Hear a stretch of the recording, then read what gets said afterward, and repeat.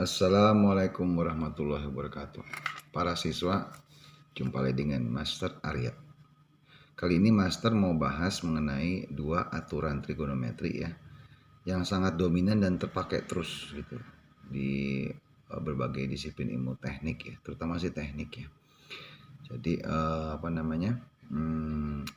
dua aturan ini memiliki dua karakter yang berbeda ya. Pertama, aturan sinus ya.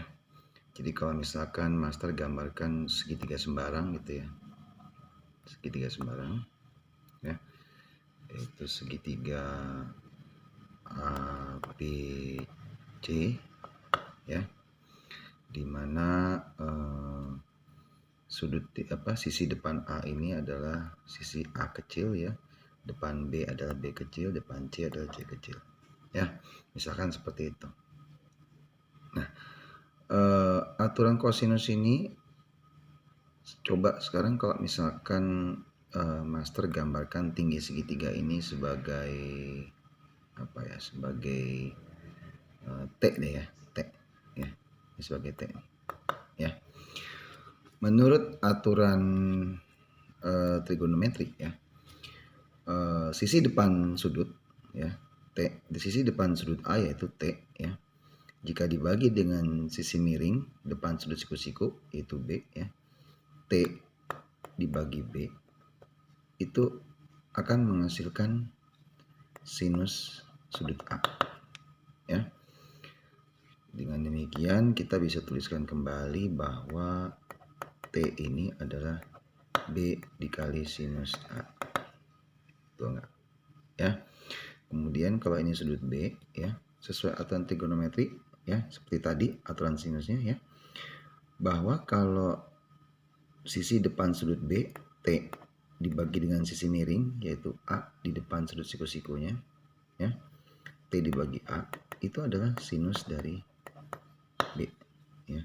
Sehingga kalau misalkan kita rubah bentuknya ya, maka T sama dengan kata lain T adalah A kecil kali sinus B ya. Oleh karena itu ya, kalau keduanya ini kita samakan ya, T sama dengan T gitu ya, maka B dikali sinus A sama dengan A dikali sinus B ya. Sehingga kalau kita lakukan perkalian silang ya, kita balik perkalian silang ini, maka A dibagi B, perkalian silang mengatakan A dibagi B itu adalah A nya dikali sin B dan B nya dikali sin A ya. Atau dengan kata lain bentuknya ya, A dibagi sin A,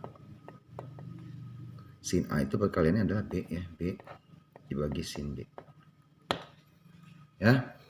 Jadi rumus aturan sinus itu adalah A dibagi sinus dari sudut di depan A itu seakan sama dengan D dibagi sinus dari sudut di depan B kecil ini ya. Jadi dengan demikian juga akan berlaku bahwa ini akan sama dengan C dibagi sinus huruf C besar ya. Ini yang namanya aturan sinus ya, aturan sinus. Contohnya ya, kalau di sini ada segitiga sembarang ya, dimana sisi yang satu di sini 30 derajat ya, di sini 45 derajat. Oke.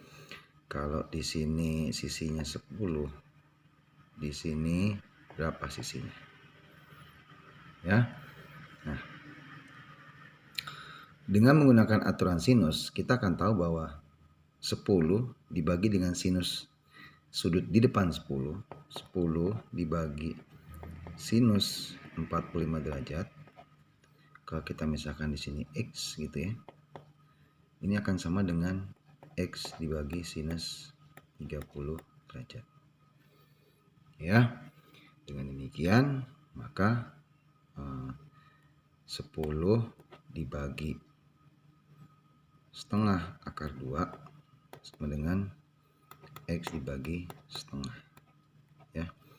Karena kiri dan kanan sama-sama dibagi setengah, maka setengahnya bisa hilang ya. Dengan demikian X itu adalah 10 dibagi akar 2 ya. Kalau kita rasionalisasikan 10 akar 2 dikali akar 2 dibagi akar 2, ini akan menjadi 10 akar 2 dibagi 2, jadi X sama dengan 5 akar 2. Jadi di sini hasilnya adalah 5 akar 2 ya. Sisi yang ini 5 akar 2. Oke. Nah, dengan demikian kalau kita tahu sudut ini ya, ini kan jumlah sudut dalam satu buah segitiga kan 180 derajat ya.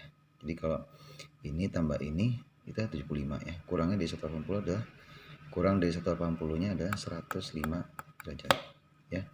Dengan demikian panjang sisi yang ini, katakanlah ini Y ya, itu sama dengan Y ya, Y dibagi sinus 105 derajat ya.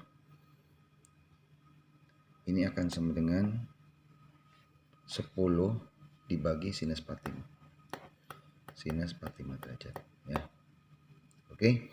Nah, makanya dengan demikian kita akan dapatkan bahwa Y-nya itu ya, Y-nya itu adalah Y sama dengan, kalau kita pakai prinsip kali silang, 10 kali sinus 105 derajat dibagi sinus 45 derajat ya.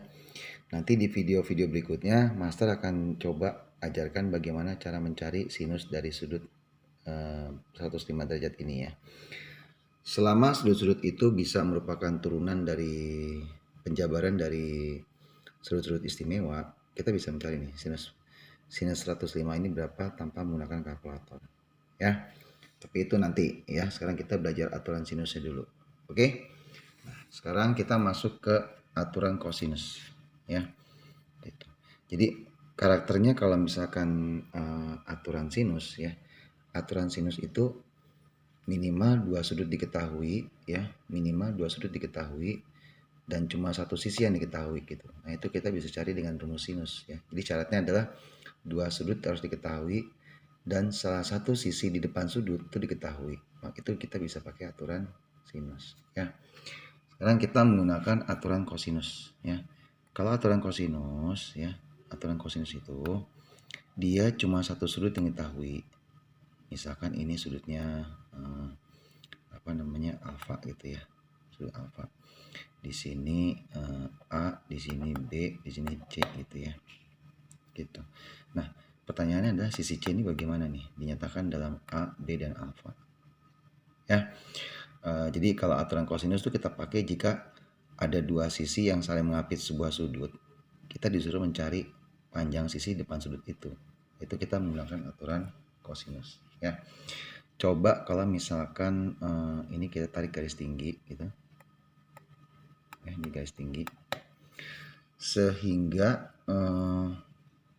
kalau ini panjangnya tadi B ya, panjangnya ini ya itu adalah B, itu adalah panjang A mengapit sudut, berarti A dikali kosinus alfa, sehingga panjang yang ini itu adalah B dikurangi A dikali kosinus alfa. Oke. Nah, sementara tinggi ini itu adalah A menyeberangi sudut ya. Berarti panjang ini adalah A dikali sinus alfa. Ya. Menurut Pitagoras bahwasanya A ya, bahwasanya sisi ini kuadrat tambah tinggi ini kuadrat sama dengan C kuadrat, itu enggak menurut Pitagoras ya. Jadi itu B dikurangi A dikali kosinus alfa dikuadratkan ya, ditambah A sinus alfa dikuadratkan, itu sama dengan C kuadrat ya. Sehingga kalau kita buka ini kuadratnya B kuadrat min 2AB dikali kosinus alfa tambah A kuadrat kali sin kuadrat alfa sama dengan C kuadrat ya. Oke. Oh maaf, ini master ada yang kurang nih ya. Setelah ini dikuadratkan kali 2 kali ini tambah lagi sini ada A kuadrat cos kuadrat alfa ya. Kita tahu bahwa A kuadrat cos kuadrat alfa tambah A kuadrat sin kuadrat alfa itu adalah apa? A kuadrat dikali cos kuadrat alfa tambah sin kuadrat alfa. Oke, gitu. Jadi hasilnya ini adalah 1 ya, hasilnya A kuadrat. Oke, dengan demikian yang sini ya, ruas ini kita bisa rubah menjadi B kuadrat min 2AB cos alfa tambah A kuadrat sama dengan C kuadrat ya. Sehingga kalau misalkan kita susun lagi A kuadrat tambah B kuadrat min 2AB cos alfa itu adalah C kuadrat atau C kuadrat sama dengan A kuadrat tambah B kuadrat min 2AB cos alfa ya, begitu. Ini yang namanya ini adalah aturan kosinus ya, aturan kosinus. Nah, untuk membuktikan kebenaran dari aturan kosinus, coba kita buat segitiga Pitagoras ya. Segitiga Pitagoras. Sini 4, sini 3. Kan kalau Pitagoras ini 5 ya. Ya enggak? Ini kan dengan kata lain kalau kita rubah pakai rumus kosinus ini 90 derajat ya. Kita buktikan rumus ini, maka 5 kuadrat sama dengan 4 kuadrat tambah 3 kuadrat min 2 kali 4 kali 3 kali cos 90 derajat. Kita tahu bahwa cos 90 derajat adalah 0 ya. Bilangan kali berapapun kali 0 hasilnya 0, hilang ya. Sehingga menjadi 5 kuadrat sama dengan 4 kuadrat tambah 3 kuadrat. Terbukti benar kan? Kan aturan kosinusnya memang gitu. Kuadrat sisi miring sama dengan jumlah kuadrat dua sisi yang saling tegak lurus ya. Oke. Sementara master akhiri sampai di sini dulu ya. Jadi yang paling penting kalian para siswa udah tahu ya bahwa prinsip rumus kosinus adalah seperti ini ya. Jadi kuadrat suatu sisi ya itu merupakan jumlah kuadrat sisi yang lain, A kuadrat tambah B kuadrat ya. A kuadrat tambah B kuadrat dikurangi 2 kali perkalian sisi AB ya dikali kosinus sudut yang diapit oleh A dan B ya. Jadi kuadrat suatu sisi depan sudut alfa ya, kuadrat sisi depan sudut alfa itu adalah A kuadrat tambah B kuadrat jumlah kuadrat dua sisi lain ya dikurangi 2 kali A kali B perkalian dua sisi yang lain dikali kosinus sudut depannya C ya. Itu dia rumusnya. Oke. Sementara sampai di sini jika ada pertanyaan lebih lanjut bisa tulis komen ya. Jangan lupa like, subscribe dan aktifkan notifikasi YouTube-nya channel Master ya. Sampai di sini. Wassalamualaikum warahmatullahi wabarakatuh.